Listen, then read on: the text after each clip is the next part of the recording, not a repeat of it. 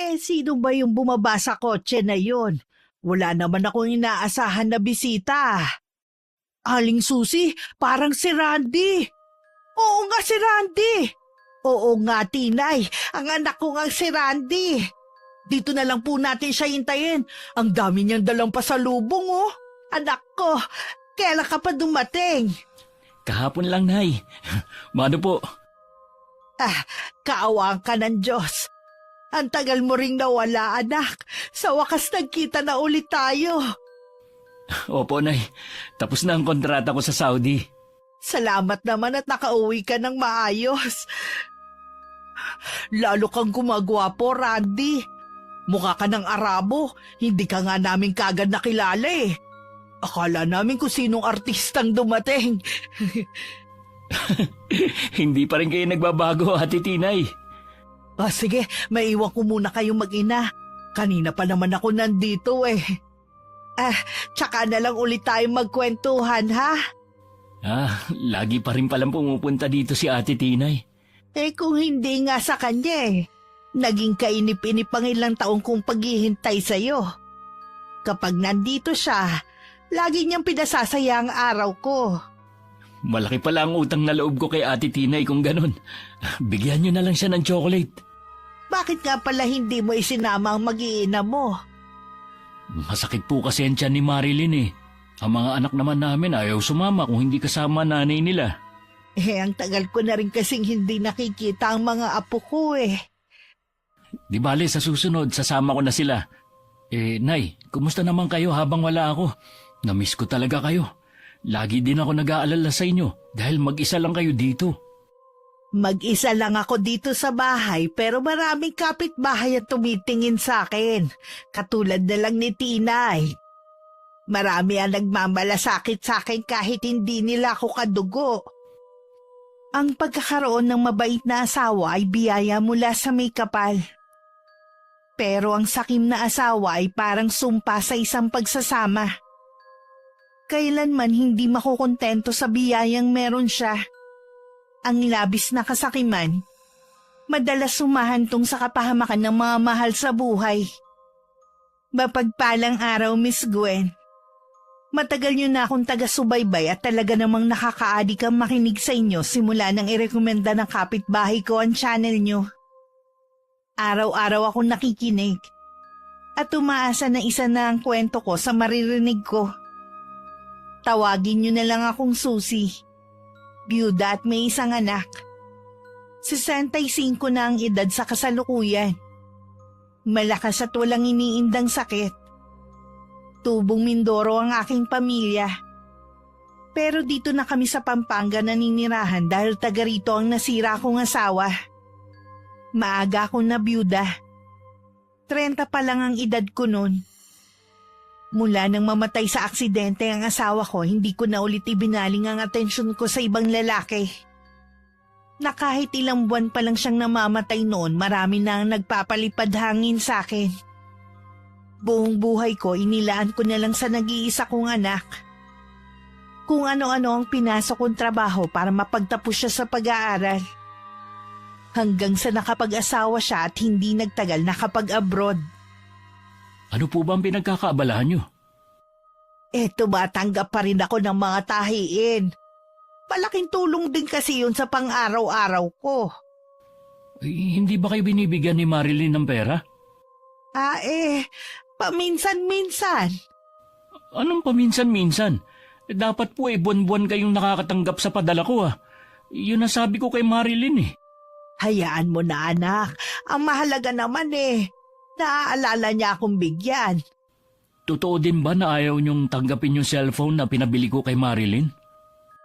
Hindi ko naman kailangan ng cellphone Hindi naman ako marunong gumamit nun. Ayos na sa akin yung luma ko. Kaya ako yung pinabili para matawagan ko kayo. Para makapag-video call tayo. Gusto ko kasing malaman ang kalagayan niyo. Naging maayos naman ako sa loob ng ilang taon Patawarin niyo ako, Nay. Akala ko kasi hindi kayo pinababayaan ni Marilyn. Naniwala naman ako sa kanya na sinunod niya lahat ng billing ko. Anak, ayokong aawayin mo ang asawa mo dahil sa nalaman mo Naiintindihan ko naman ang asawa mo kung bakit niya yung ginawa. Nakukonsensya lang ako. Dahil kung saan-saan namamasyal ang pamilya niya at kumakain gamit ang perang pinapadala ko. Samantalang kayo, nagtitiis lang mag-isa rito. Kahit naman yayain ako ng asawa mo, hindi naman ako sasama sa kanila. Alam mo naman na hindi ako mahilig mamasyal. Mas nag-e-enjoy ako makipagkwentuhan sa mga kapitbahay. Naku, Nay, tinuturuan pa kayong maging tsismosa ng mga kapitbahay natin eh. Hindi naman, anak. Nay, ayusin niyo mga gamit niyo. Isasama ko na kayo pauwi ng bahay. Wag na, iho. Baka maging pabigat lang ako sa inyo doon. Nakikiusap ako sa inyo, Nay. Ang tagal nating hindi nagkita. Hayaan niyo naman na makabawi man lang ako sa inyo. Pwede ka namang dumalaw-dalaw dito eh. Iba pa rin yung nakakasama ko kayo araw-araw. Baka bumalik uli ako sa Saudi. Gusto ko lang sulitin na makasama kayo. Sige na nga. Baka matagalan na naman bago tayo magkita. Sige na po, ayusin niyo na yung mga gamit niyo. Dahil sa kagustuhan kong makasama ang anak ko kahit may pag-aalinlangan sa aking puso, pinagbigyan ko na rin ang hiling niya. Bago umalis, nagpaalam pa ako sa mga mabait kong kapitbahay na parang pamilya na ang turing ko. Mangiyak-ngiyak pa si Tinay na yumakap sa akin at nagbili na dumalaw ako sa kanila. Ibinigay ko naman sa kanya ang chocolate na pasalubong sa akin ng anak ko. Siya na lang kako ang mamigay sa mga kapitbahay. May isang oras din bago kami nakarating sa bahay ng anak ko na ilang beses ko na rin napuntahan. Pero madalas nasa labas lang ako ng gate. Dahil ayaw akong papasukin ng aking manugang. Pagdating hindi maitago ni Marilyn ang pagkagulat na makita ako. At napasulyap pa siya sa malaking bag na dala ng anak ko. Agad niyang niyaya si Randy sa isang saradong silid para kausapin ng sarili na. Anong ibig sabihin nito, Randy? Mula ngayon, dito natitira si Inay. Ha? Di ba ayaw naman ng nanay mo dito? Ayaw niya? O ikaw ang may ayaw? Dapat, ipinaalam mo muna sa akin. Hindi yung nagdedesisyon ka na lang basta. Ngayon lang ako babawi sa nanay ko. Tapos kokontrahin mo pa? May pamilya ka na. Dapat kami ang priority mo, hindi ang nanay mo. Malaki naman tong bahay ah. Hindi naman magiging pabigat sa atin ang inay ko. Ang point ko lang naman kasi, mawawalan tayo ng privacy bilang pamilya. Hindi ibang tao ang nanay ko. Kararating mo lang, mag-aaway na ba tayo agad? Ikaw lang naman ang gusto makipag-away eh. Baka akala mo hindi ko alam ang ginawa mo. Puro kasinungalingan lang pala mga sinabi mo sa akin tungkol kay Inay. Hayaan mo muna akong magpaliwanag. Hindi na kailangan. Tanggapin mo na lang na maluwag sa loob mo na dito natitira si Inay para kalimutan ko na rin ang ginawa mo. Sige na nga. Huwag na natin tong pag-awayan. Kailangan sulitin natin ang bakasyon mo. Huwag ka na nga pala magluto. Sa labas tayo kakain. Ay, gusto ko yan. May alam ako na restaurant na masarap ang pagkain. Ay, teka. Tatawagan ko lang ang mga magulang ko at mga kapatid. Huwag mo na silang tawagan dahil tayo lang ang kakain sa labas. Randy, ngayon mo lang naman sila makakasama pagkatapos ng ilang taon. Gusto mo bang magtampo ang mga magulang ko? May iba pa naman pagkakataon eh. Sige na nga. Bibihisan ko lang ang mga bata. Pinagbihis din ako ng anak ko dahil kakain daw kami sa labas. Tinanong pa niya ako kung saan ko gustong kumain. Sinabi ko na lang na kahit saan basta pagkain Pinoy. Sakay ng Grab nakarating kami sa isang simpleng kainan. Napansin ko namang kanina pa walang kibo si Marilyn. Mukhang ayaw niya akong kasama. Dahil narinig ko kanina sa bahay na tinanong niya ang anak ko kung bakit kasama pa ako. Habang naghihintay ng mga order namin, nagpaalam lang akong pupunta sa banyo. Oh, akala ko ba tayong pamilya lang ang kakain sa labas? Kaya ba kanina ka pa nakasimangot at hindi pinapansin si Inay? Paano kasi? Hindi ko isinama ang mga magulang at mga kapatid ko dahil akala ko, sabi mo, tayo lang ang kakain sa labas. Hindi ko ba pamilya si inay? Ha? Kayo nga ng pamilya mo kung saan-saan kumakain at namamasyal. Hindi nyo man lang maalala na yayain ng inay na alam mong nag-iisa lang sa bahay. May narinig ka ba sa akin? Ha? Ilang oras pa lang nating kasama ang inay mo? Ilang beses na tayong nagtatalo dahil sa kanya. Ikaw ang may problema, hindi si inay. Mula pa kanina, pinakita mo na ang tunay mong ugali pagdating sa nanay ko. Akala ko pa naman tanggap mo siya at aalagaan kapag nasa malayo na ako. Hindi na nga ako magkanda-ugaga sa pag-aalaga sa mga anak natin eh. Pag-aalagain mo pa ako sa nanay mo. Sana man lang kahit ibinigay mo ang mga kailangan niya. Pero anong ginawa mo?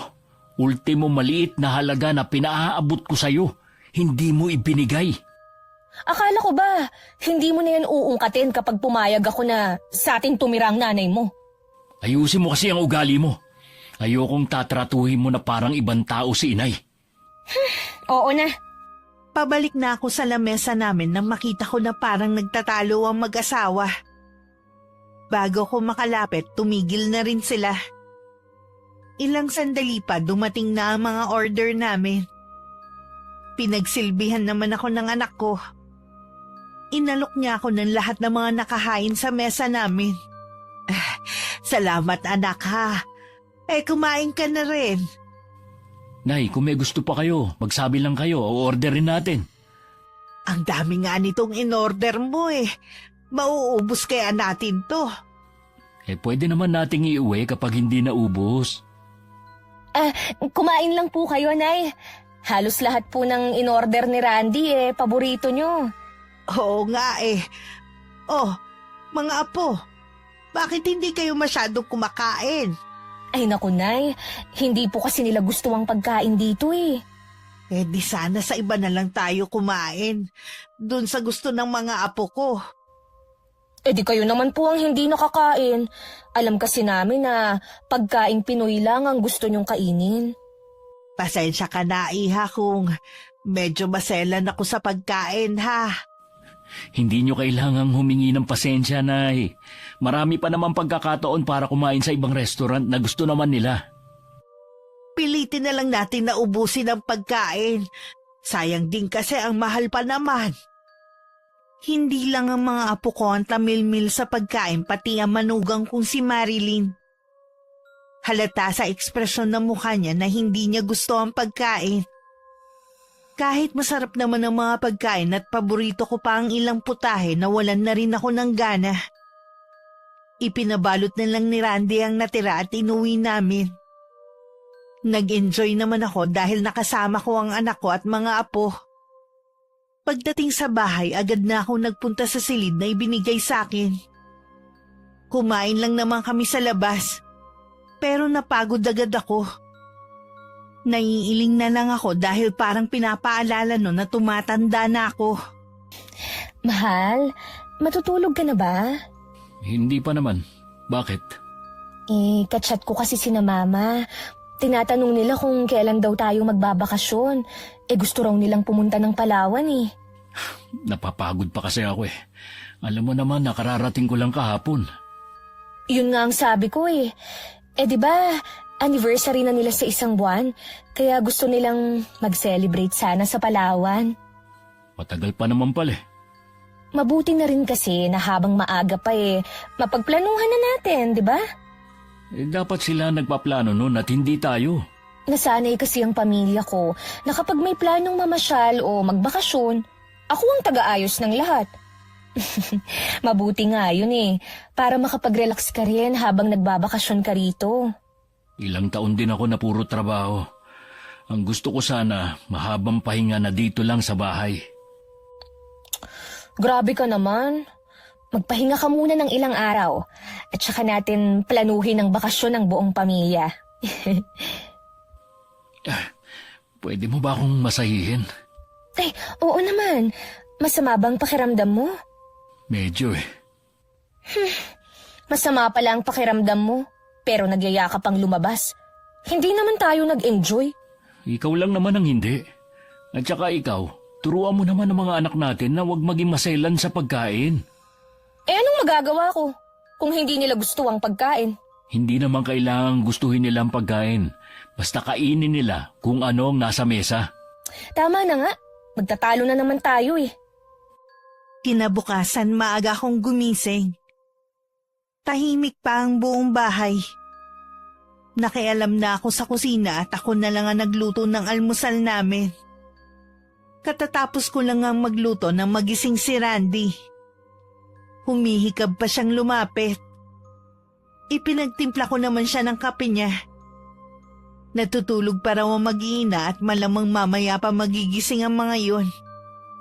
Sanay daw kasing tanghali na gumigising mula nang umalis siya.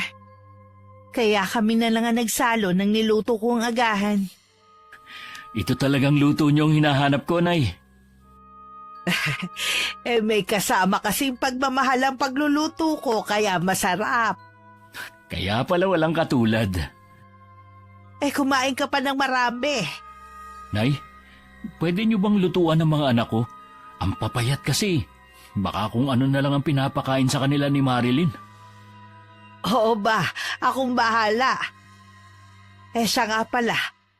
Kailan nga ba ulit ang balik mo sa Saudi? Nay, wala na po akong balak bumalik doon. Ha? Bakit naman? Ayoko na kasing malayo sa pamilya ko at sa inyo. Matanda na kayo at kailangan din merong titingin sa inyo. Kung magsalita ka naman parang uugod-ugod na ako. Meron naman akong kaibigan na nag-aalok sa akin ng trabaho dito. Hindi man kasing laki ng kita ko sa Saudi, kahit papano, kasama ko naman ang mga mahal ko sa buhay. Sinabi mo na ba kay Marilyn ang desisyon mo? Hindi pa. Kumukuha lang ako ng tiyempo para sabihin sa kanya. Masaya ako na hindi ka naaalis. Hindi naman kasi sa lahat ng pagkakataon pera ang mahalaga. Kailangan mo lang ipaliwanag ng mabuti sa asawa mo para maintindihan niya. Oo naman, Nay. At saka kahit hindi niya magustuhan, hindi na rin magbabago ang isip ko. Kahit ano pang desisyon mo, anak, lagi lang ako nandito para suportahan ka. Nararamdaman kong magkakaproblema ang anak ko oras na ipaalam niya sa asawa na hindi na siya babalik sa ibang bansa. Pero tama naman ang desisyon niya. Masyadong maluho ang manugang ko at ang kanyang pamilya. Hindi man lang nakaisip na mag-ipon para sa kinabukasan ng mga anak. Naghahanda na ako ng tanghalian nang lumabas si Marilyn sa kwarto nila kasama ang dalawa kong apo. Kahit hindi niya sabihin, ipinagtimpla ko pa rin siya ng kape at gatas naman sa mga apo ko. Hinanap din niya si Randy. At sinabi kong kanina pa umalis. Alam niyo ho ba kung saan nagpunta si Randy? Ang paalam niya makikipagkita lang daw siya sa kaibigan niya. Sana naman umuwi na siya. Yayayain kasi namin siyang kumain sa labas Naghahanda na kasi ko ng pananghalian natin Iinitin ko na lang sana yung mga natirang ulam na inuwi natin. Ay, hindi kami kumakain ng tira-tira ng mga bata. Sana po, ipinakain niyo na lang sa mga aso sa labas. Sayang naman kung ipapakain lang sa mga aso. Ang mahal pa naman. Kung nanghihinayang ho kayo sa pagkain, kayo na lang ang kumain. Basta kami, hindi rito kakain. Hihintayin na lang namin si Randy. Hindi naman kasi nagpasabi kung anong oras darating ang anak ko. Baka matagalan pa yun.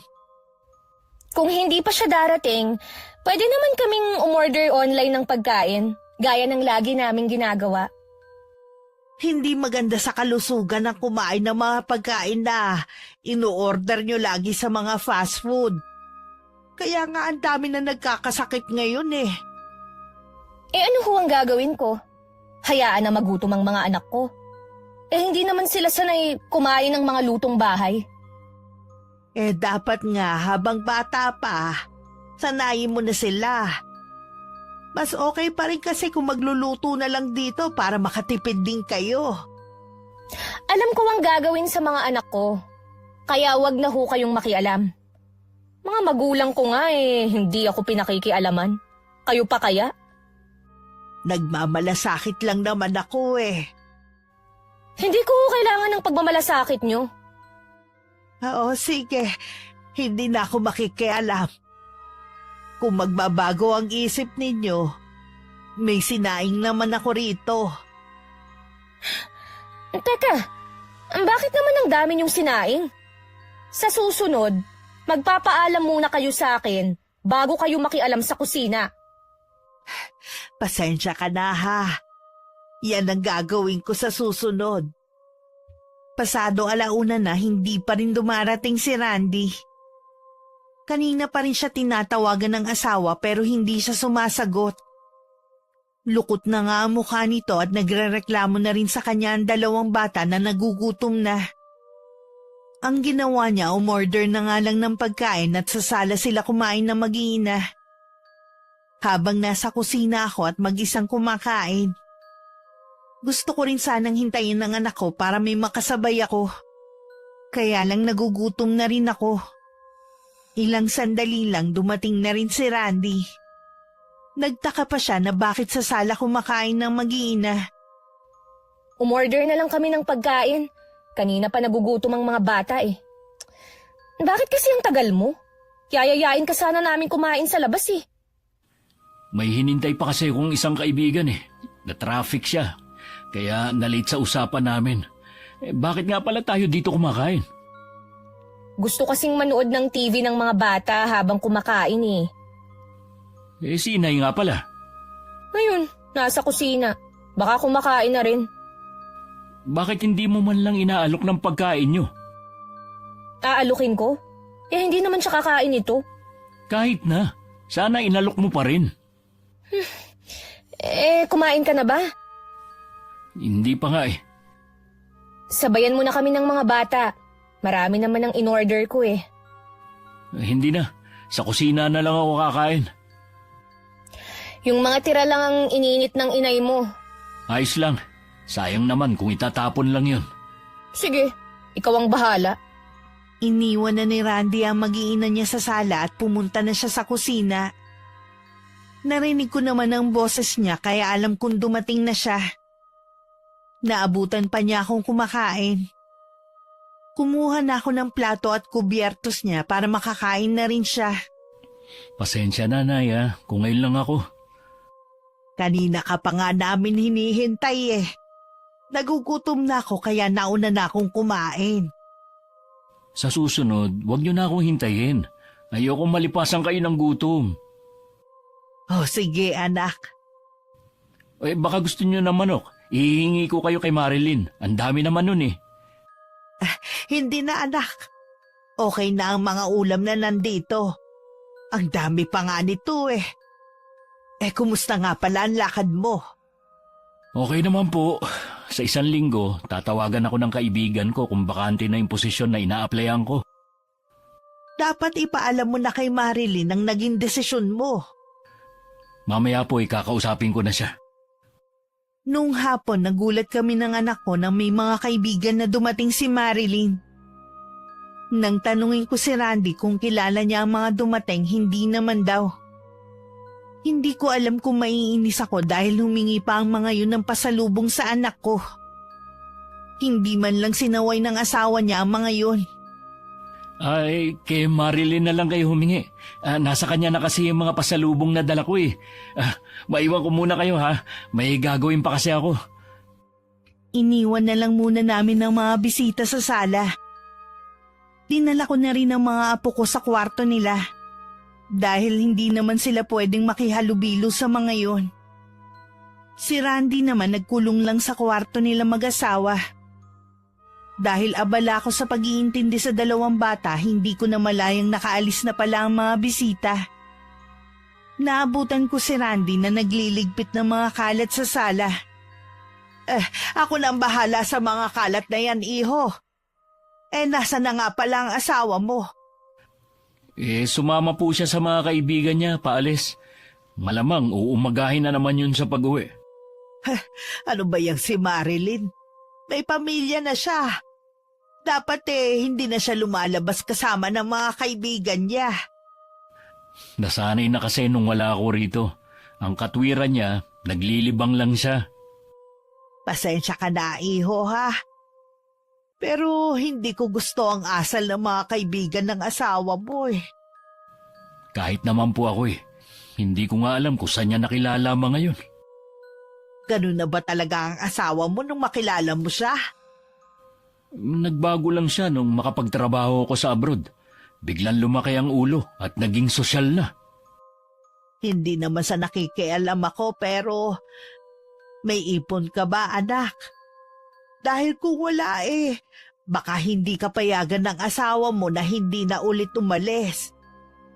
Kaya nga po naghanap ako ng trabaho Wala rin namang napuntahan yung mga pinadala ko. Hindi man lang inisip ni Marilyn ang hirap ko sa Saudi. Halos gutumin ko na ang sarili ko dun. Basta makapagpadala lang ako ng malaking halaga. Tapos makikita ko sa mga post niya kung saan-saan sila pumupunta ng pamilya niya. Maluho nga talaga ang asawa mo. Nakikita ko naman yun Pati nga ang dalawa mong anak napupuna kong nakuha ang ugali ng nanay nila. Nag-aalala ko na makalakihan nila ang maluhong pamumuhay. Paano kung wala na kayong maibigay na mag-asawa? Hindi naman ako nagkukulang ng paalala kay Marilyn Ngayon na nandito na ako na lang po ang didisiplina sa mga anak ko. Nandito lang naman ako para tulungan ka. Salamat, Nay Hindi ko talaga kakayanin kung wala kayo sa tabi ko. Ikaw ang lalaki, anak. Ikaw ang magdadala ng pamilya mo. Huwag mo sanang hayaang ikaw ang mapasunod ng asawa mo. Alam kong mahal mo siya. Pero dapat lang na siya ang sumunod sa'yo. Lalo na ikaw ang kumikita. Hindi ko naman hahayaan na masunod ang lahat ng kapritsyo niya. Malambot kasi ang puso ng anak ko at bihira lang magalit. Namana niya ang ganong ugali sa ama niya. Hindi ko rin naman siya masisi na mahalin ang asawa niya dahil maganda talaga yun. Pinakamaganda sa lahat na naging nobya niya. Yun nga lang sablay sa pag-uugali. Noon pa ayoko na sa kanya. Nararamdaman kong hindi siya makakabuti sa anak ko. Pero dahil mahal siya ng anak ko, mas pinili kong manahimik na lang. Gaya nga ng sabi ni Randy, mag-uumaga na nang dumating si Marilyn. At hapon na siya nagising.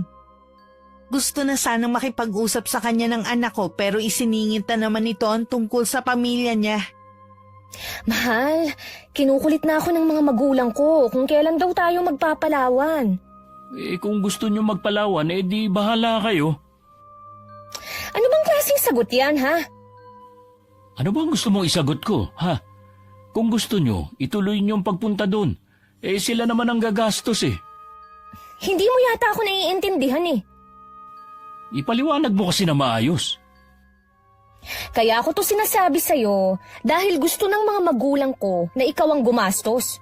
Regalo mo daw sa kanila. Ano ka mo? Pati ba naman yun? Ako na nga gumastos sa iba niyong bakasyon dati, kahit hindi ako kasama. Alam mo naman na wala ng trabaho pareho ang mga magulang ko.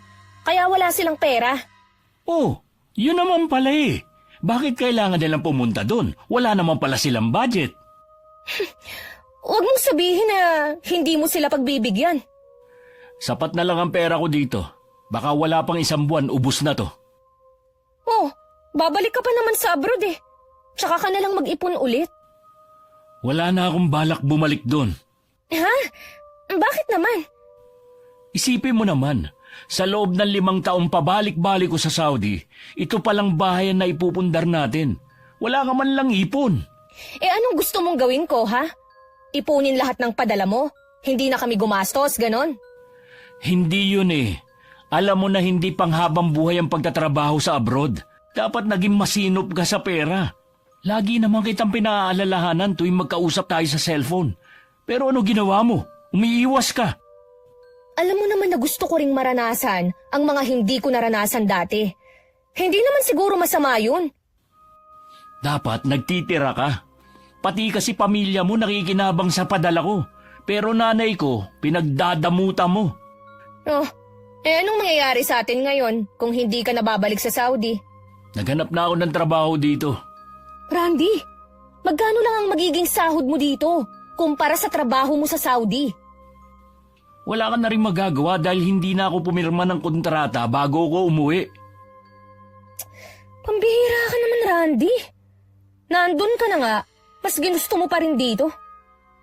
O kung gusto mo, ikaw na lang magtrabaho doon. Ang gara mo palang mag-isip eh. Ako ang babae. Gusto mo, ako ang magtrabaho sa atin. Para maranasan mo kung paano ang buhay doon. Kung paano maging OFW. Akala mo kasi ganun lang kadali ang buhay namin doon. Hindi ako namumulot lang ng pera na pinadadala sa'yo. Sana man lang pinahalagahan mo. Tapos naman na yun. Hindi na natin maibabalik ang mga nagastos ko. Paano ko ba ito ipapaliwanag sa mga magulang at mga kapatid ko? Sabihin mo sa kanila na wala na kamo silang magagatasan. Yan ba ang tingin mo na ginawa nila, ha? Ay, hindi ba? Teka nga, kailan ka pa naging madamot sa pamilya ko, ha? Simula nang malaman ko na pinagdadamutan mo ang nanay ko. Sus, pasalamat ka nga eh. Binibigyan ko pa siya ng pera. Malakas pa naman siya. Bakit hindi siya magtrabaho? Para hindi siya laging nakaasa sa'yo. Nag-iisa lang ang nanay ko. Samantalang kayo ng pamilya mo, pati na mga kapatid mong pamilyado na, umaasa na rin sa akin. Pinakisamahan ka ng maayos ng pamilya ko. Tapos ngayon, susumbatan mo ko dahil sa kanila. Baka naman nakakalimutan mo. Bumait lang naman sila sa akin nung nakapag-abroad na ako. Bukas ang pinto ng kwarto at malakas na rin ang boses nila kaya naririnig ko ang pagtatalo nila. Nasa kwarto lang kasi ko ng mga apo ko at sinasamahan sila sa paglalaro. Tama naman ang mga sinabi ng anak ko. Bumait lang ang pamilya ni Marilyn sa anak ko nung mag-abroad siya. Sobra kong maliitin nila ang anak ko dahil mula lang kami sa mahirap na pamilya. Ilang beses din nilang pinaglayo ang dalawa pero pinaglaban nila ang kanilang pagmamahalan. Kahit dalawa na ang anak nila noon, hindi pa rin tanggap ang anak ko. Nang sumunod na araw, naging bisita ni Randy ang biyanan niyang lalaki. Tinanguan lang ako nito bilang pagbate. Iniwan ko na muna sila sa sala para makapag-usap. Wala nun nang mag-iina at may pinuntahan. Totoo nga palang sinabi ng asawa mo na dito mo na pinatira ang nanay mo. Mag-isa na lang kasi si inay sa bahay namin, kaya pinauwi ko na siya rito. Sa isang tahanan kasi, iho, kailangan isa lamang dapat ang reyna. Ang inaalala ko lang, baka pagmulan nyo ng problema ng anak ko ang pagpapatira mo sa nanay mo dito sa bahay nyo. Hindi naman inaagawan ng trono ni inay si Marilyn. Nakakatulong pa nga si inay dito sa bahay dahil ang anak nyo walang ginawa kundi ang gumimi kasama ng mga barkada niya. Mabuti naman kung hindi nga problema ang nanay mo. Yun lang ba ang dahilan ng pagpunta nyo rito? Nabanggit ni sa akin ni Marlene na hindi ka na babalik sa Saudi. Sigurado ka na ba? May sapat ka na ba na ipon? Wala, pero nagdesisyon na rin ako na dumito na lang sa atin. Naghahanap na rin naman ako ng trabaho kahit paano dito kasama ko ang pamilya ko. Iba pa rin kasi kapag nasa ibang bansa ka, iho. Magkano lang ba ang sahod mo rito? Alalahanin mo naman yung mga apo ko. Pasensya na kayo pero buo na ang pasya ko. Huwag mo sanang pagsisiyan ang desisyon mong yan, iho. Marami dyan ang naiingit sa narating mo. Pero ikaw gano'n na lamang kadaling talikuran yun. Mahirap din kasi ang buhay sa abroad, lalo na malayo sa pamilya. At saka ayos naman ang magiging trabaho ko dito kung sakali. Maganda ang posisyon na ina-applyan ko sa isang kumpanya. Mukhang hindi na nga magbabagong isip mo. Paano? Aalis na ako. Sige pa. Ingat kayo sa pag-uwi. Alam mo anak, hindi ko maintindihan kung bakit kailangan pa magsumbong ng asawa mo sa ama niya. Akala yata ni Marilyn makukumbinse ako ng ama niya. Paano kasi? Pati sila maapektuhan ngayong hindi ka nababalik sa Saudi. Hindi pa rin talaga nagbabago biyanan ko. Ganun pa rin ang tingin niya sa inyo. Hayaan mo na. Hindi ko namang ikamamatay kung hindi niya ako kausapin eh. Kung magbabakasyon man tayo, hindi na sila kasama sa plano. Ayoko ng mga taong hindi kayo nirerespeto. Akala ko ba wala kang sapat na ipon? Sinabi ko lang yon para hindi ako kulitin ni Marilyn. Tama rin naman ang ginawa mo. Sa panahon ngayon mabilis maubos ang pera pero ang hirap kitain. Kaya nga po panahon na siguro para matuto si Marilyn. Kapag nag-aaway kayo hanggat maaari sana, huwag niyong iparinig sa mga anak ninyo. Pasensya na po, Inay. Hindi na yun mauulit. Gabi na nang dumating sina Marilyn at mga apo ko. Kinuha ko na sila para mabihisan dahil inaantok na. Sinabi naman ng manugang ko na kumain na sila sa labas. Makahulugan ko pang tiningnan ng anak ko bago kami tumalikod. Papasok na rin sana si Marilyn nang pigilan siya ng anak ko. Sinabi niya rito na galing kanina rito ang papa niya. Bakit kailangan mo pa magsumbong sa papa mo? Nagtatanong kasi sila tungkol sa pagpunta natin sa Palawan. Kaya nabanggit ko na hindi ka na nga aalis ulit. Hindi pa rin nagbabago ang papa mo, no? Sana man lang inisip nila mga naibigay ko sa kanila. Sana man lang konting respeto sa nanay ko. Oh, ano bang ginawa ni Papa, ha? Hindi man lang niya kinausap si Inay Sus, para yun lang noon pa man, hindi na niya kinakausap ang nanay mo Masyado ka namang OA. Talaga bang hindi niyo magawang respetuhin ang nanay ko?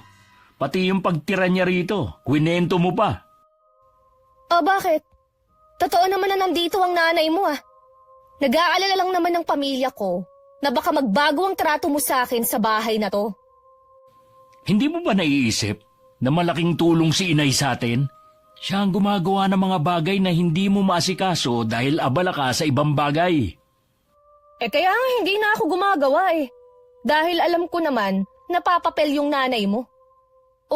Di tama nga ako. Imbis na magpasalamat ka, yan pa talaga sasabihin mo.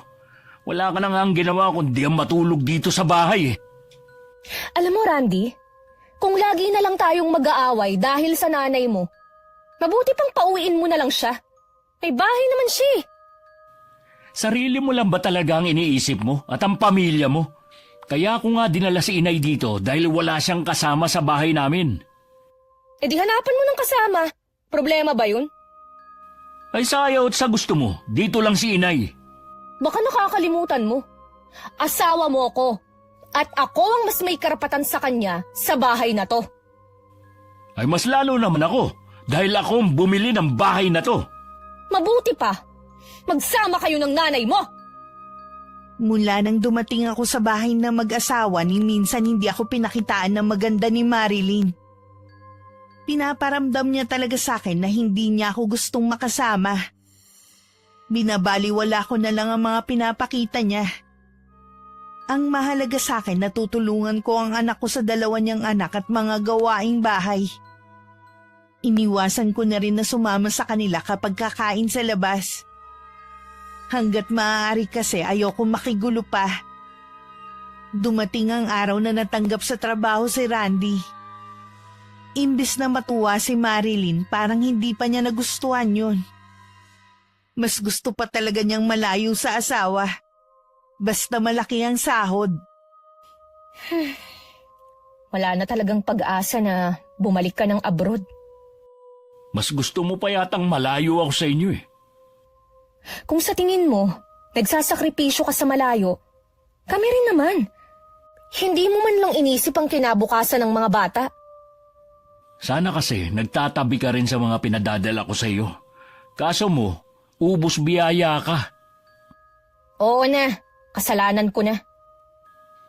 Malaki rin ang sahod ko. Magagawa pa rin naman natin kumain sa labas at mamasyal, gaya ng nakasanayan nyo ng mga bata. Pero hindi na natin pwedeng isama ang pamilya mo. Baka isipin naman nila, nagdadamot na tayo. Alam naman nila na wala na ako sa abroad Dapat maintindihan nila yun. Nasanay na rin kasi sila na tuwing kakain sa labas, kasama sila, kahit sa mga bakasyon. Ikaw naman ang nagsanay sa kanila kaya bahala ka nang magpaliwanag. Kahit hindi natuloy ang bakasyon nila sa Palawan, sana naman, bigyan mo sila ng regalo sa anniversary nila. Bibigyan na lang kita ng pambili ng regalo. Ikaw na ang bahala. Regalo lang? Wala na ako maibibigay kundi yun. Kung gusto mo palang maibigay ang mga luho ng pamilya mo, sana nagtrabaho ka na lang para sa kanila. Randy, ano bang problema mo? Hindi ka naman dating ganyan ah. Alam mo siguro, nasusulsulan ka ng nanay mo. Walang sinasabi si inay. Huwag mo siyang idamay sa usapan. Sabi ko na nga ba problema lang ang dala niya sa bahay na to. Tigilan mo na nga ang kakasabi niyan kay inay. Kung totoo naman kasi. Ang totoo kasing problema dito, nagagalit ka at ang pamilya mo dahil hindi na ako babalik sa Saudi. Ay, alam mo, nakakapagod na paulit-ulit na lang ang pinag-aawayan natin. Ikaw kasi. Mabuti pa sigurong tanggapin ko na lang na dito ka na talaga magtatrabaho. Ay, dapat nga ganun. Pasensya ka na kung lagi kitang inaaway. Naiintindihan naman kita. Napansin kong masigla na ang anak ko. Nakita ko ring inaasikaso na siya ng manugang ko. Masaya na rin ako dahil ibig sabihin no nagkaayos na silang mag-asawa. Natanggap na siguro ni Marilyn na wala na talagang balak bumalik ng Saudi si Randy. Lumipas ang mga araw, madalas pa rin umaalis si Marilyn. Pero bago naman umuwi si Randy galing trabaho, nandito na siya sa bahay. Malamig pa rin ang pakikitungo niya sa akin. Kinakausap lang niya ako kapag kaharap ang anak ko. Nasaan ang mga bata? Nasa kwarto na sila at naglalaro. Hindi ba sila kakain? Pinakain na raw sila ni inay. Ewan ko ba kung bakit kailangang pakainin ng maaga? Mabuti nga na kumain na sila. Dapat nga nasa tamang oras ang kain nila Wala naman yun sa oras. Basta ang importante, kumakain bago matulog. Ang mabuti pa kumain na tayo. Masamang pinaghihintay ang grasya. Oo nga. Kanina pa rin naman ako nagugutom. Sa dami kasi ng trabaho, nakalimutan ko magmerienda. Naku, hindi ka dapat nagpapalipas ng gutom sa trabaho. Kanina lang naman yun. Dapat siguro nagbabaon ako ng sandwich. Minsan kasi hindi na ako pumupunta sa kantin Hayaan mo. Bukas gagawan kita ng sandwich na babaunin mo. Salamat, mahal. Siya nga pala. Nabilang mo na ba ng regalo mga magulang mo? Oo, kanina lang. Ang plano na nga lang nila kumain sa labas. Mas okay nga yun Sabi ko nga sa kanila, dapat sila lang dalawa. Huwag na akong isama ang mga kapatid ko. Maiba nga pala ako. May trabaho na ba si Kuya Ted? Wala pa nga Malapit ng mga nakang asawa niya. Baka gusto niya mag-apply sa amin. Sasabihin ko sa kanya, alam mo naman yon, mapili sa trabaho. Sa panahon kasi ngayon, hindi na dapat siya namimili. Katulad niyan, mga anak na pala ang asawa niya. Wala pa nga silang naitatabi Nanghihiram sa akin. Sabi ko, wala naman akong pera. Noon pa kasi may pagkatamad na ang kuya mo. Sana binago niya ang ganong ugali. Hindi naman kami nagkulang ng paalala sa kanya Ay, wag na nga natin siya pag-usapan. Kumain na lang tayo. Nay, ang sarap po na niluto niyong ulam Alam ko kasi na isa yan sa namimiss mo kaya niluto ko. Masarap nga. Iyon nga lang parang napaalat yata. Iniiwasan ko pa naman ng maaalat na pagkain. Kumakain ka nga ng mga fast food Tsaka tama lang naman ang timpla. Sabihin mo nga pala sa akin ng mga ulam na kinakain mo, Iha. Para mapagluto din kita. Ay nako, baka ho hindi nyo kayang lutuin ang mga pagkain gusto ko. Oo nga, Nay. Medyo sosyal kasi itong asawa ko eh. Kung ganun kayo na lang ng mga bata. Nakakatuwa nga ang mga anak mo Marunong na silang kumain ng gulay. Mabuti naman kung ganon. Habang naghahapunan, tuloy lang ang kwentuhan ng dalawa habang tahimik lang akong kumakain. Nagtatawanan pa sila sa mga biruan nila. Hiling ko lang sana na tuloy-tuloy ng maayos ang relasyon nila. Nasasaktan rin ako kapag nag-aaway sila at makitang malungkot ang anak ko. Nang mga sumunod na araw, napansin kong lagi lang nasa bahay si Marilyn. Pero lagi siyang may kausap. Minsan nasa sala siya, may kinakausap sa cellphone niya. Hindi ko alam kung bakit ako nakaramdam ng kaba ng mga oras na yon. Alam kong labag sa kagandahang asal pero nakinig pa rin ako sa pakikipag-usap niya. Alam kong lalaki ang kausap niya.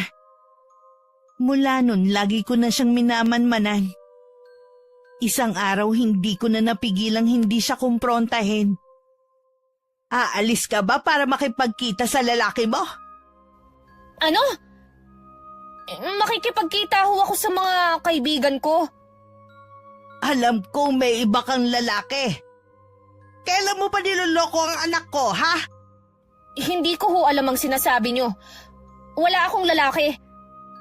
Huwag ka na magkaila pa. Ilang beses kong narinig ang pakikipag-usap mo sa lalaki mo. Pati ba naman ang pakikipag-usap ko? Pinakikialaman mo? Hindi ka na nakontento sa pakikialam sa pag-aalaga sa mga anak ko at pati dito sa bahay. Huwag mong ibahin ang usapan para mabaling sa akin ng sisi. Alam kong masaya ka dahil ako ang gumagawa ng mga bagay na dapat ginagampanan mo. Kung labag naman pala sa loob nyo ang ginagawa nyo rito sa bahay, edi bumalik na lang kayo sa inyo. Hanggat hindi sinasabi ng anak ko na umalis ako, dito lang ako. Matigas ka talaga, no? Lahat naman ginawa ng anak ko para sa iyo Ano pa bang kulang? Tama lang naman naggawin niya lahat. Dahil pamilya niya kami. Kaya siguro pilit mo siyang pinapaalis dahil may iba kang lalaki. Oras na magsumbong ka kay Randy at masira ang pamilya namin. Tandaan mo, hindi kita mapapatawad. Ikaw ang sumira sa pamilya mo dahil sa pagiging makasarili mo. Gusto mo sa'yo na lang lahat. Wala akong pakialam kung yan ang tingin mo sa akin. Basta tumahimik ka. Sino ka para patahimikin ako, ha? Dapat kasi hindi ka nalang isinama rito ni Randy. Alam mo naman na may pamilya na ang anak mo. Sana, hindi ka na nagsumiksik pa dito. Ayaw mo ko nandito dahil alam mong anumang oras. Pwede ka mabuko sa ginagawa mong pagtataksil. Ipapaalam ko to kay Randy. Hindi ka pwedeng magsumbong kay Randy. Isipin mo naman ang mga anak namin. Hindi ka ba naaawa sa kanila? Hindi ka nga naawa sa anak ko Lagot ka sa mga magulang ko kapag isinumbong kita. Yan lang ba kaya mong ipanakot sa akin, ha? Sige, magsumbong ka sa mga magulang mo.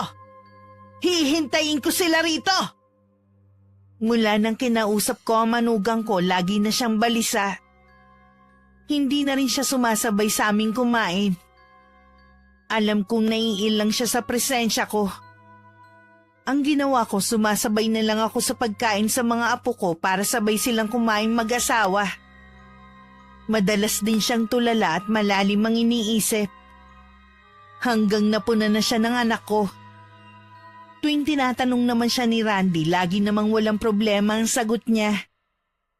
Isang umaga kami na lang ng mga bata ang nasa bahay. Pagkaalis kasi ni Randy, umalis na rin ang manugang ko. At hindi man lang nagpaalam sa akin. Habang hinahanda ko ang tanghalian ng mga bata, dumating naman ang balaay kong babae. Wala dito si Marilyn. Kami lang ng mga bata ang nandito. Alam ko, nasa bahay ang anak ko. Pinatulog ko muna dahil hindi daw siya makatulog dito sa bahay nila. Bakit naman? Dahil sa'yo. Tinatakot mo daw siya. Gusto nga sumama pa ng asawa ko pinigilan ko lang. Ako pa talaga ang sinabihan niyang nananakot sa kanya. Baka naman nakukonsensya na siya dahil sa ginawa niyang panloloko sa anak ko. Hindi mo ba alam na may ibang lalaki ang anak mo? Binibigyan mo lang ng mali siya ang pakikipag-usap niya kay Aris. Pagkaibigan lang sila noon pa. Alam ko ang narinig ko. Hindi ako pinanganak kahapon at lalong hindi ako tanga. Oras na masira ang pamilya ng anak ko, walang dapat sisihin kundi ikaw. Ngayon alam ko na kung bakit ganun ang ugali ni Marilyn. Meron naman palang pinagmanahan. Ang mabuti pa, umalis ka na sa bahay na ito. Bigyan mo ng katahimikan ng pamilya nila. Aalis lang ako dito kapag mismong anak ko na ang nagpaalis sa akin. Saan ka ba kumukuha ng kapal ng mukha na tumira rito? Alam mo namang ayaw sa'yo ni Marilyn. Kayo, saan ba kayo kumuha ng kapal ng mukha para magpasasa sa perang padala ng anak ko? Bigay sa amin ng anak ko yun. At wala kang pakialam doon. Pwes wala ka rin karapatang sitahin ang pagtira ko rito. Sige lang magmatigas ka. Hintayin mo na pumunta dito ang asawa ko. Ano ba magagawa ng asawa mo, ha? Akala nyo yata lahat ng tao kaya nyong pasunurin. Galit na umalis ang balai ko. Inaasahan kong sa mga susunod na araw guguluhin nila ako para mapaalis ako. Kung hindi ko lang sana natuklasan ang lihim ni Marilyn, baka nga umalis na lang ako para sa katahimikan ng bahay na to. Unti-unti na rin kasing lumalabas ang tunay na ugali ng pamilya ng manugang ko. Hindi lang sila mga sugapa sa pera. Pati pala ugali nila hindi rin maganda. Parang gusto ko tuloy pagsisihan na hindi ko pinigilan ng anak ko noon na pakasalan ng asawa. Sana hindi siya napabilang sa pamilya nila. Masasaktan talaga ng husto si Randy. Oras na sabihin ko sa kanya ang tungkol sa ginagawa ng asawa niya. Sana kumilos ang tadhana na siya na mismo ang makatuklas ng kataksilan ni Marilyn. Hindi ko kasi kayang saktan ang damdamin ng anak ko. Maagang dumating si Marilyn ng araw na yun. Halatang galit siya sa akin. Inaasahan ko naman yun dahil siguradong nagsumbong na ang mama niya. Pinapasok na muna niya ang 2 bata sa silid bago niya ako hinarap. Sino ka para pagsalitaan ng masama ang mama ko, ha? Nakikitira ka lang dito sa pamamahay ko? Anong gusto mo? Tanggapin na lang ang mga sinabi ng mama mo sa akin, ha? Totoo naman kasi lahat ng sinasabi niya eh. Umalis ka na lang kasi dito. O sige, aalis ako. Pero sasabihin ko muna sa anak ko ang ginagawa mong kataksilan. Di sabihin mo, samahan pa kitang magsabi eh. Wala ka nang kahihiyan. Pagkatapos ng mga sakripisyo ng anak ko, ito pa ang mapapala niya? Wala akong ginagawang masama. Hindi mo nga kayang patunayan eh. Sige, sabihin mo sa kanya. Dalhin mo habang buhay sa konsensya mo, oras na masira ang pamilyang ito. Sigurado naman ako na hindi ikaw ang paniniwalaan ni Randy. Hindi ko alam kung ano nakita sa'yo ng anak ko. Napakasama naman ng ugali mo kahit ang pamilya mo. Kung maibabalik ko lang sana ang nakaraan, pipigilan ko ang anak ko na pakasalan ka. Wala ka nang magagawa dahil kasal na kami. Dahil sa pagtatalo namin, pareho naming hindi namalayan ng pagdating ni Randy. Sa labas pa lang ng bahay, naririnig na niya ang malakas na boses ni Marilyn. Mabilis siyang pumasok sa loob at naabutan niya kami sa kusina. Sabay pa kaming napalingon na magsalita ito. Ay, anak, nandiyan ka na pala. Wala ba sa inyong magpapaliwanag kung ano nangyayari? Ikaw, Marilyn, ano na naman ang kinagagalit mo sa nanay ko? Pinagbibintangan kasi ako ng nanay mo eh. Ano naman ang binibintang niya sa'yo? Mabuti pa, Randy. Nanay mo na lang ang tanungin mo. Sigurado naman ako na siya ang paniniwalaan mo sa aming dalawa. Saan ka pupunta? Kayo na lang ng nanay mo ang mag-usap. Ayokong marinig ang mga kasinungalingan niya. Paano natin maayos ang problema kung tatalikuran mo kami? Ang mabuti pa anak babalik na lang ako sa bahay natin. Ano ba kasi ang pinag-awayan nyo? Ano yung sinasabi niya na binibintang nyo sa kanya? Kilala mo ko anak. Hindi ko ugali ang manira ng kapwa ko. Ang gusto ko bantayan mo ang asawa mo. Huwag puro trabaho ang atupagin mo. Ano pong ibig nyo sabihin? Ang asawa mo na lang ang tanungin mo. Bukas na bukas din aalis na ako sa bahay na to.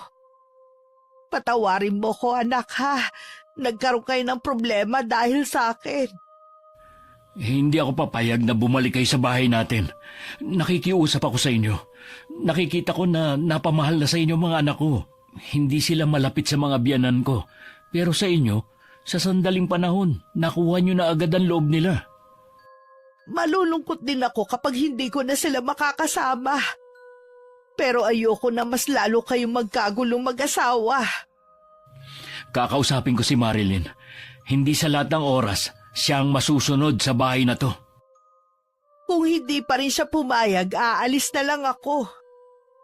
Pagkatapos ng pag-uusap namin ni Randy, pinuntahan ko na ang mga apo ko sa silid nila.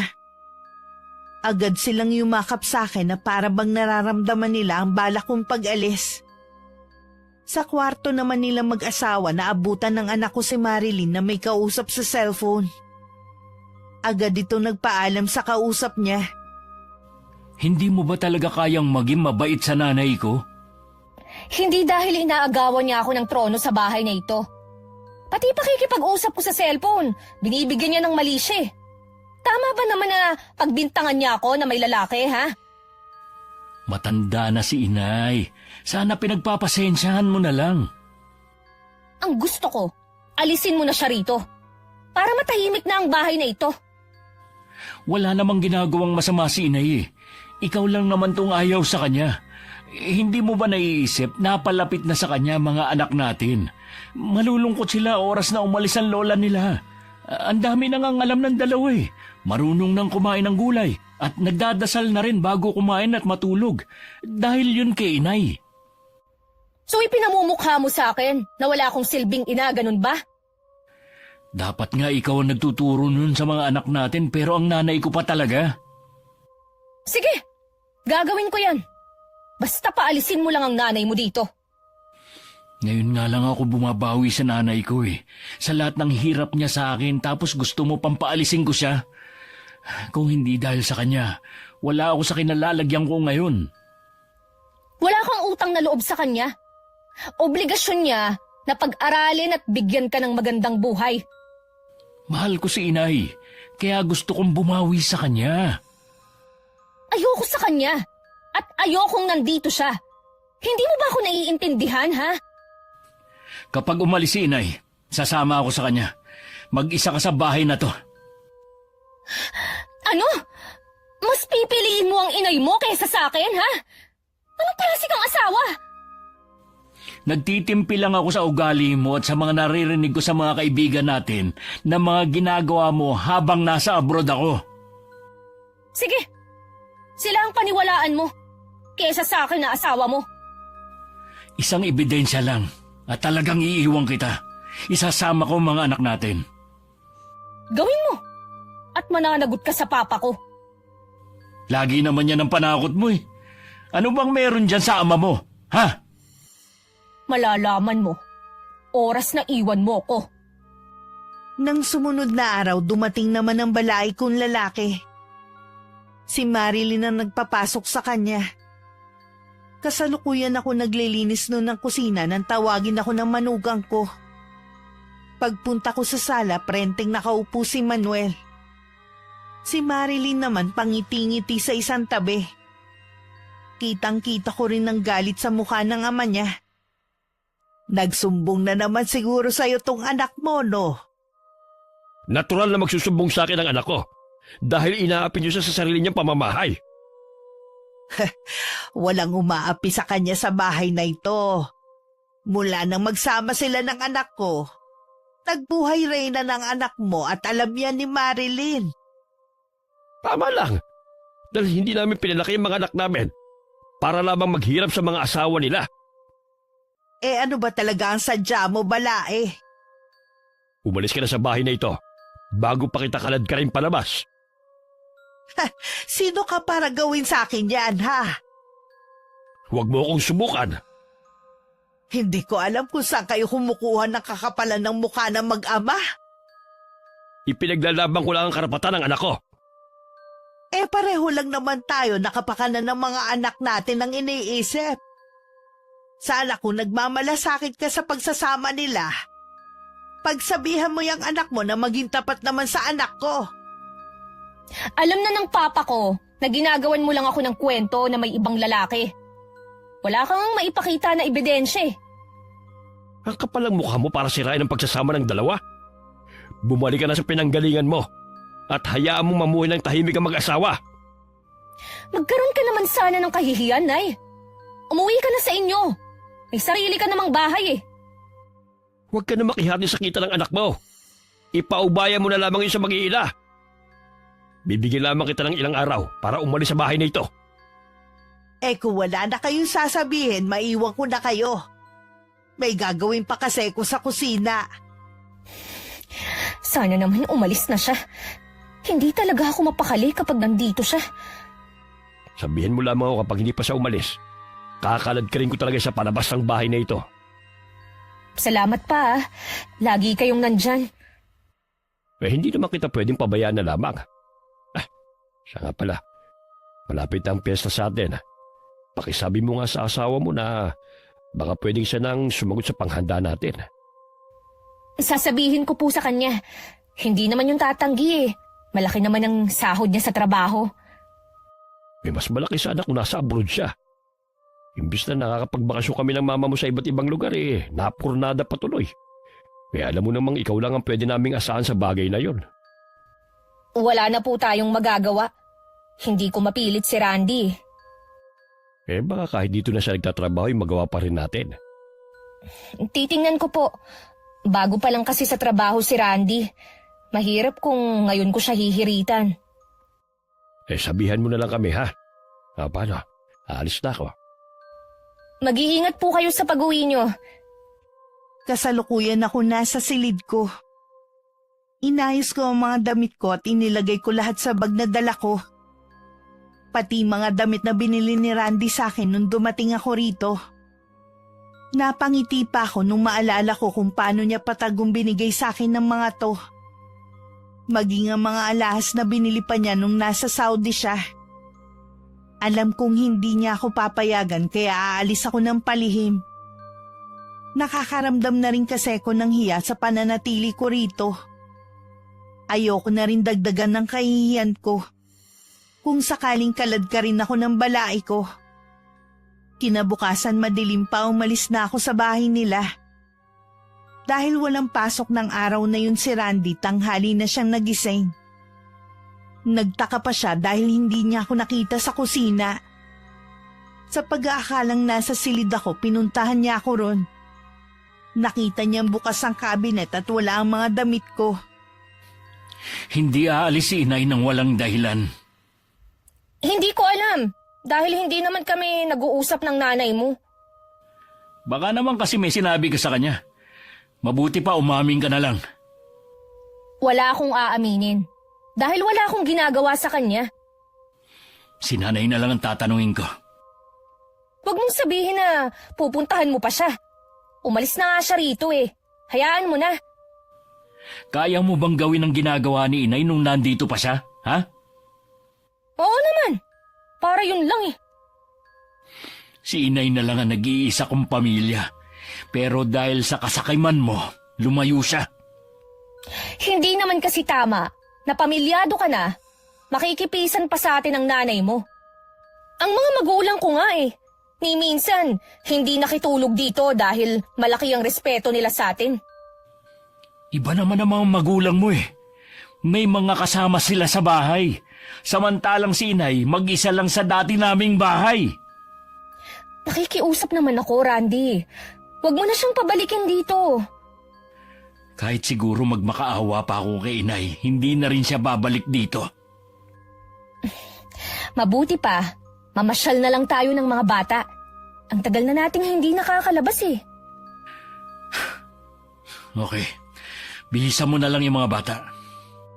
Nang mga sumunod na araw, napilitang gumising na maaga si Marilyn para maghanda ng almusal ng mag-aama. Kahit nahihilo pa dahil puyat, wala siyang magawa kundi gawin ang ginagawa ko. Pati paglilinis sa buong bahay at pakikipaglaro sa mga anak. Kahit gustong matulog sa tanghali, hindi naman niya magawa. Gustuhin man niyang umalis, wala namang maiiwan sa mga anak. Hanggang hindi na nakatiis.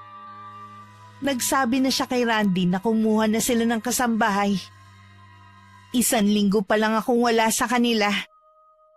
Alam mo ba kung magkano na ang bayad sa kasambahay ngayon, ha? At wala din naman papayag na mababa ang sahod. Napapagod na kasi ako eh. Kulang na nga ako sa tulog oh. Mahirap kumuha ng kasambahay ngayon kahit kakilala pa natin. At saka 4 na lang naman tayo dito sa bahay. Konti lang naman ang gagawin. Ang hirap nga eh. Hindi na nga ako makalabas man lang kasama ng mga kaibigan ko. Akala ko ba kaya mo lahat ng ginagawa ni inay? Wag na nga natin siyang pag-usapan. Pwede kang kumuha ng kasambahay, pero ikaw ang magbabayad. Bakit ako? Saan naman ako kukuha ng pambayad? Kaya nga eh. Wala ka naman palang pambayad. Ang lakas na ang loob mong magsabi na kumuha ng kasambahay. Malaki naman ang sahod mo ah. Hahatiin ko sa 2 ang sahod ko dahil kailangan ko magbigay kay inay. Ano? Bakit mo naman siya bibigyan ha? Nakalimutan mo na ba? Hindi mo ibinigay sa kanya yung lahat ng perang para sa kanya. Hindi mo ba naiisip na sa gagawin mong yan, kami ng mga anak mo ang magsasakripisyo?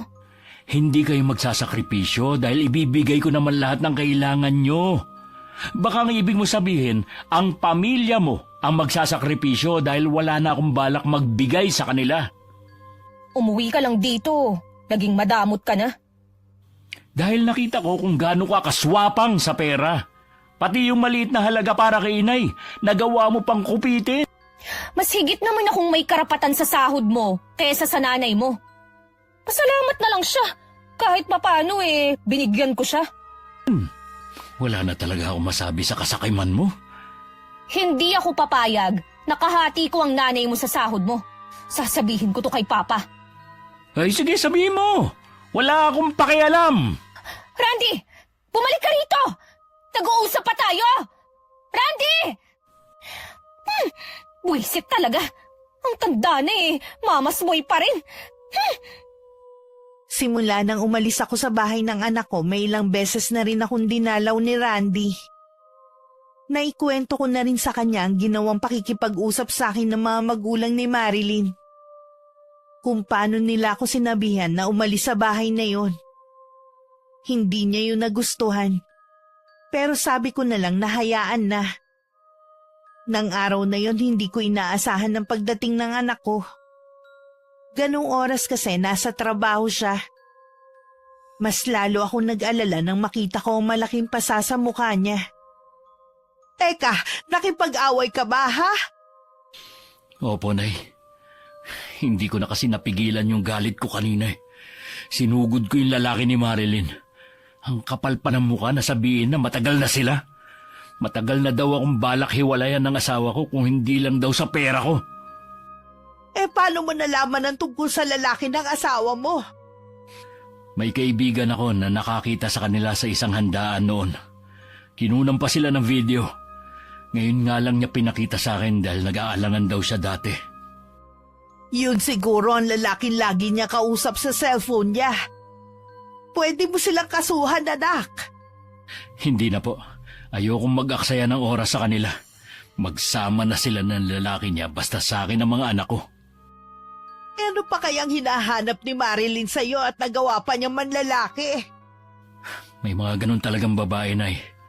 hindi makontento sa asawa nila. Kasalanan ko rin siguro dahil malayo ako sa kanya. Magpalamig ka na muna ng ulo ha, bago ka umuwi.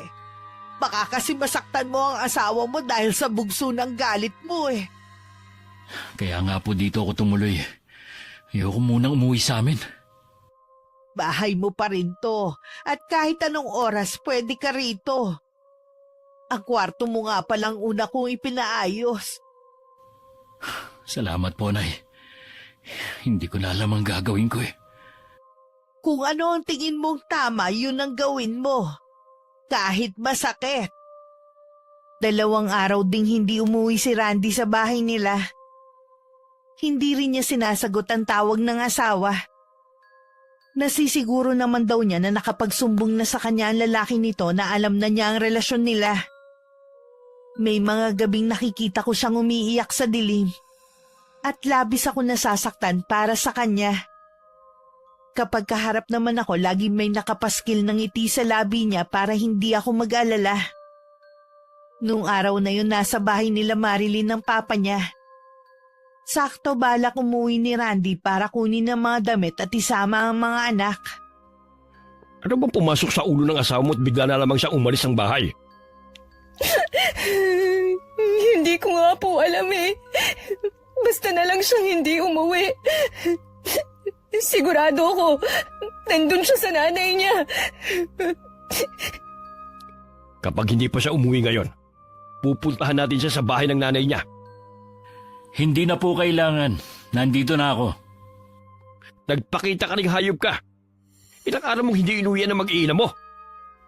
Ang gusto ko, umuwi ka na rito sa bahay niyo at humingi ka ng dispensa sa anak ko. Bakit ko naman gagawin yun? Sa taksil niyong anak. Ang video na to ang katibayan ng pagtataksil nila ni Aris. Nakakahiya ka? May asawa din pala ang lalaking yun. Siguro nilaso ng nanay mong isip mo. Hindi ko na kayang tagalan na pakisamahan ng anak niyo. Nandito ako para kunin ang mga anak ko. Randy, maawa ka. Huwag mo akong iwan. Hindi mo maaaring gawin yan. Inuutusan kita na umuwi na rito. Sino kayo para utusan ako? Ha? Ang mabuti siguro, ang iuwi nyo, yung anak nyo, doon sa inyo. Hindi ka aalis dito. Dito lang tayo. Ay, ikaw ang bahala. Mabuti nga yun para magkausap kayo ni Dina. Dina? Sinong Dina? Yung asawa ni Aris. Nakalimutan mo na ba agad? Yung babaeng iskandalosa. Paano niyo nalaman yung bahay natin? Huwag mong sabihin, sinabi mo. Kaibigan mo siya, di ba? Sa tingin mo, hindi siya makakagawa ng paraan? Paano gagawin natin? Nakakahiya. Baka malaman ng mga kapitbahay. Tabi-tabi pa naman ng mga bahay dito. Eh di huwag mong papasukin. Mas lalo siyang magwawala. Kilala ko si Dina. Mabuti pa umuwi na lang tayo sa bahay. At ikaw, Randy, imbis na ipagtanggol mo ang asawa mo, ikaw pa talaga nagpahamak sa kanya. Siya ang gumawa ng kalokohan at hindi ako. Mas mabuting harapin niya yun kesa takasan niya. Eh baka naman malaki ang pagkukulang mo sa anak ko. Kaya niya yung nagawa.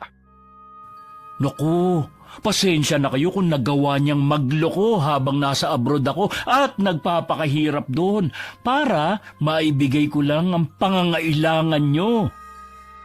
Tama na! Kahit ano pang sabihin mo, ikaw pa rin ang may kasalanan ng lahat ng to! Pagkatapos ng problemang ito, kailangan niyo pa rin magkaayos ni Marlene. Naiiling na lang si Randy. Habang nakasunod ang tingin sa mag-ama na daig ba ang pugante na tumatakas.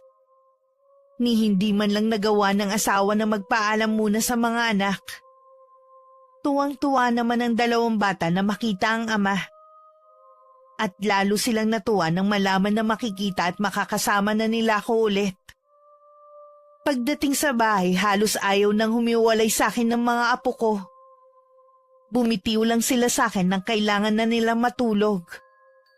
Desidido na rin si Randy na hiwalayan ng asawa at gagamitin niya ang ebidensyang nasa kanya para hindi kunin na manugang ko ang mga anak nila. Inaasahan ko rin na bigla na lang susulpot si Marilyn sa bahay namin. At talagang isidama mo pa ang ama mo rito. Hindi ka ba makakilos nang wala siya? Ayoko ng mahabang usapan. Gustong bawiin ng anak ko ang mga bata. Mabuti pa ilabas mo na sila at nang makaalis na kami. Huwag mo sanang kalilimutan na nasa bahay kita. Wala kang karapatan na manduhan ako. Nakikiusap ako sa inyo, Nay. Ilabas niyo na ang mga anak ko. Hindi mo naman talaga mahal ang mga anak mo eh. Sarili mo lang ang mahal mo. Gagamitin mo lang naman sila para perahan si Randy. Kung ako sa'yo huwag mo na silang kunin para hindi ka nakasuhan ng anak ko. Alalahanin mo nasa hustong gulang na ang mga bata para mamili kung kanino sila sasama. Huwag kang mag-alala, anak. Gagawa tayo ng paraan. Gusto ko pong makausap si Randy. Hindi ka rin niya haharapin. Gusto ko lang pag-usapan namin ang tungkol sa mga bata. Hintay mo na lang na kontakin ka niya. Bibigyan ko lamang hanggang bukas ang anak mo para makipag-usap sa amin. Dahil kung hindi, magsisisi siya. Hindi rin naman sineryoso ni Randy ang pagbabantang yun ng biyanan niya. Ayaw talaga ng anak kong makipagkita sa asawa kahit kinausap ko siyang makipagkita para pagkasunduan ng tungkol sa mga anak nila. Lumipas ang 1 linggo na wala kaming balita kay Marilyn at sa pamilya nito. Nakahinga naman kami ng maluwag at walang iniisip na baka manggulo na naman ang mag-ama dahil sa hindi na pagbigyan ng gusto. Lingid pala sa amin may ibang pinaplano ang balai ko. Hindi ko muna pinapapasok dito sa kwarto mo ang 2 bata. Sabi ko masama ang pakiramdam mo at baka mahawa sila. Hindi ko nga po alam kung bakit tuwing hapon nilalagnat ako Ngayon naman, naninikip ang dibdib ko. Dapat nagpapacheck up ka na. Baka kung ano na yan Galing na ako sa doktor kanina. Pina-check up ko na ang baga ko at nagpa-laboratory na rin ako. Okay naman ang resulta Magpapatingin pa rin ako sa ibang doktor. Gusto ko lang masiguro na tama ang resulta ng test sa akin. Maliban sa pananakit ng katawan, ano pa bang nararamdaman mo? Hindi ako makatulog sa gabi. Kahit antok na antok ako, parang may pilit na gumigising sa diwa ko. Tsaka kapag nakahiga ako, parang may tumutusok na maliit na karayom sa balat ko. Pinipigilan ko na nga lang na mapasigaw sa sakit Parang alam ko na ang nangyayari sa'yo. Ano po kaya ang sakit ko? Wala kang sakit, anak. May kumukulam sa'yo. Po? Sino kaya ang gumawa nito sa akin? Hindi kaya si Marilyn? Malalaman natin kapag nagpatawag tayo ng albularyo. Ipapatawag ko ang tiyuhin ni Tinay. Magaling namang gagamot yon at malupit sa mga gumagamit ng karunungang itim. Hindi niya sasantuhin ang gumawa nito sa'yo. Sige po, Nay. Ipatawag niyo na siya. Hirap na talaga ako Ayaw makita ko ng mga anak ko na nasa ganitong kalagayan. Nung gabing yun dumating si Mang Berto. Agad itong nagsagawa ng orasyon para labanan ng kumukulam sa anak ko. Meron siyang inilagay na malapad na dahon sa noo ni Randy. Hindi kasi nito mapigilan ang pabaling-baling ng katawan dahil sa sakit na nararamdaman. Kumalma naman ito. Pero bakas pa rin sa mukha ang sakit na pinagdadaanan. Para namang may sumasakal sa akin. Hindi po ako makahinga. Galit na galit ang gumagawa nito sa iyo. Gusto kanyang pahirapan. Huwag ka mag-alala. Hindi niya ako kayang talunin. Gusto kong ibalik mo sa taong yon ang ginawa niya sa anak ko. Ako ang bahala. Kahit matanda na siya, hindi ko siya patatawarin. Tama ba ako na ang balay kong lalaki ang may gawa nito? Oo, Susi. Siya na nga. At kasabwat pa niya ang kanyang anak. Nakita ko silang magkasama habang naglalakbay ang aking diwa. Mga wala talaga silang puso. Dapat kay Marilyn na paparusahan din para magtanda. Pagagalingin ko muna si Randy bago ko sila balikan. Muling nanahimik ang buong silid. Kahit ang mga usal ng albularyo hindi maririnig. Tanging pagbuka lang ng kanyang bibig ang mapapansin. Makalipas ang ilang oras, gumaling na rin ang anak ko. Pinainom lang siya ni Mang Berto ng halamang gamot. At naging mahimbing na ang tulog niya. Kailangan niyang makabawi ng lakas. Ilang gabi rin siyang hindi pinatulog. Maraming salamat sa iyo, ha? Mabuti na lang nandyan ka. Wala yon. Mabutit na agapan natin ang anak mo. Ang mangyayari sana sa kanya na hindi natuloy, sa taong yun mangyayari. Nang mga sandaling yun, natataranta naman sina Marilyn sa nangyayari sa papa niya. Kanina pa sumasakit ang tiyan nito. Naglalabasan na ang mga ugat sa kamay, leeg at sa muka. Humihingi na po ng tulong sina Mama at Kuya. Dadalhin na po namin kayo sa ospital. Hindi ako mapapagaling ng mga doktor. Nabigo ako, anak. Natalo ako. Ano pong ibig niyong sabihin? May magaling na albularyong nagpagaling kay Randy.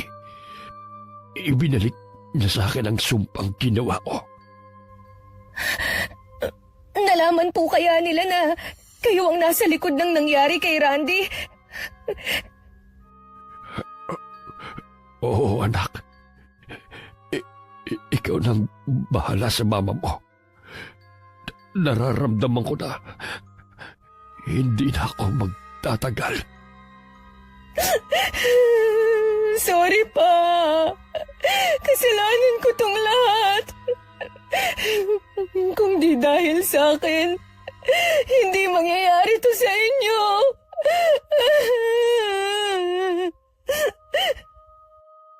Dahil sa kasakiman, kaya tayo umabot sa ganito. May pagkakataon ka pang magbagong buhay, anak.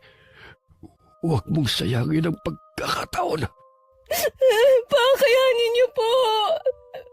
Labanan niyo ang nangyayari sa inyo. Ayoko pang mawala kayo.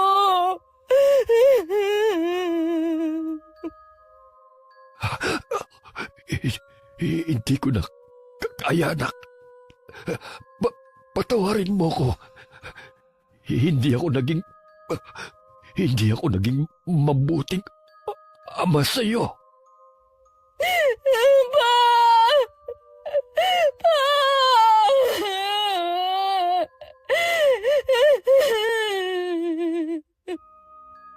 Lumaki pa ng lumaki ang tiyan ni Manuel hanggang sumambulat yun. Tumalsik pa kay Marilyn ang ilang bahagi ng laman loob nito at kumalat pa sa buong silid. Nagtitili na lang siya hanggang dumating ang ina at mga kapatid. Kahit sila nabigla sa nadatnan, ilang sandali ring tulala lang silang lahat. Naging tikom din ang bibig ng pamilya nila sa tunay na ikinamatay ni Manuel. Makalipas nga ang isang buwan, nagpunta si Marilyn sa bahay namin. Hindi naman ako nagulat sa itsura niya. Kung gaano siya kaganda nun, kabaliktaran na ngayon. Nawala ang kinis ng balat niya na dating mala porselana. Malaki rin ang nabawas sa timbang niya. Yun ang epekto ng kulam ni Mang Berto. Wala na pala ang papa ko. Nabalitaan nga namin. Pasensya ka na kung hindi kami nakapunda.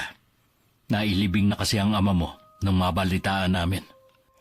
Ayos lang. Bakit ka nga pala nandito? Gusto ko lang humingi ng tawad sa mga nagawa ko sa inyong kasalanan. Nagsisisi na po ako. Pinatatawad na kita. Ikaw pa rin naman ang ina ng mga anak ko. Pinapatawad na rin kita. Alisin mo na ang bigat dyan sa dibdib mo.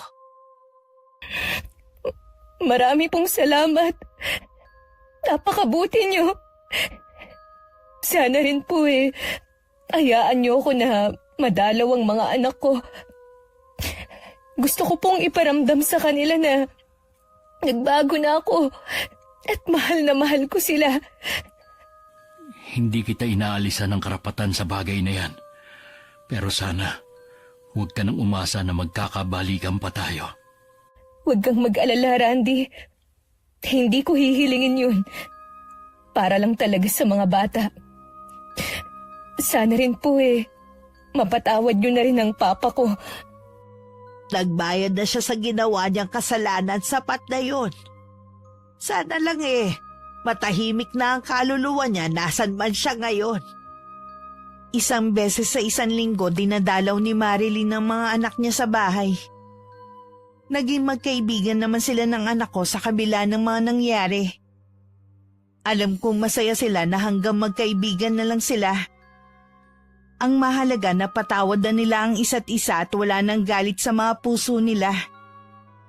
Ang pagiging sakim ay isa rin sa dahilan ng problema sa isang tahanan o pagsasama.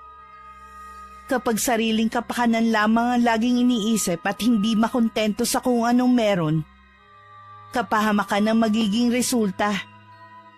Gaya ng nangyari kay Marilyn at sa kanyang ama. Nabuhay nito ang naging kapalit dahil sa kagustuhan na mahawakan sa leeg si Randy. Alam ko marami ang may ganitong pangyayari sa buhay nila, Miss Gwen. Sana hindi lang ako, ang anak kong si Randy, at higit sa lahat ang manugang kong si Marilyn ang may napulot na aral sa naging karanasan naming ito. Maging sana ang mga kapwa ko tagapakinig sa inyong channel. Maraming salamat sa pagpili ng sulat ko. Wakas. Okay, shoutout po tayo. Shoutout kay Miss Ami Yong. Hi kay Janelle Lasam. Hi kay Prot from Cebu City. Hi kay Jamaica Solas. Hi kay Giselle Capiding. Hi kay Josefina Fuelias from Pasig. Hello kay Angel San Pedro from Saudi Cobar. Hello kay Colin Esperal. Shoutout sa Barangay Bigyan, Polilo, Quezon na laging nakikinig. Maraming salamat sa inyo. Hi kay Amori Saceda from Saudi. Hello kay John Roy Reyes. Hi kay Emily Servano from Amman, Jordan. Hello kay Gladys San Ramon, Marlo Coylan, and Gerald Lapik. Hi kay Michael Atención from Talavera, Nueva Ecija. Hi kay Jora Lu Joy from Mindanao. Hi kay Jen Duwering o Doring. Hello kay Grace Coronel from Batangas. Hi kay Jessica Sobremonte from Quezon City. Hello kay Rosemary Lagunsad. Hi kay Nikki Dasoy from Rizal, Kalinga. Hello kay Inday Along. Hi kay Corazon Dumaulaw. Shoutout sa Galindez family and Ramos family. Hello kay Rosemary Casonete. Hi sa John Lea family. Hi kay Cassie Barcelona from Bahrain. Shoutout sa Mahinay family and Espaliona family. Shoutout sa Bakay Onera family. Hello kay na Ma'am Jonaline Nisperos Rivera at Germaline Gakayan na masugid natin taga-subaybay. Maraming salamat po. Hello kay Marilyn Gasha sa Andre from Cagayan Valley. Hi kay Maylin Acedron from Saudi. Hello kay Margie Gianga from Kuwait.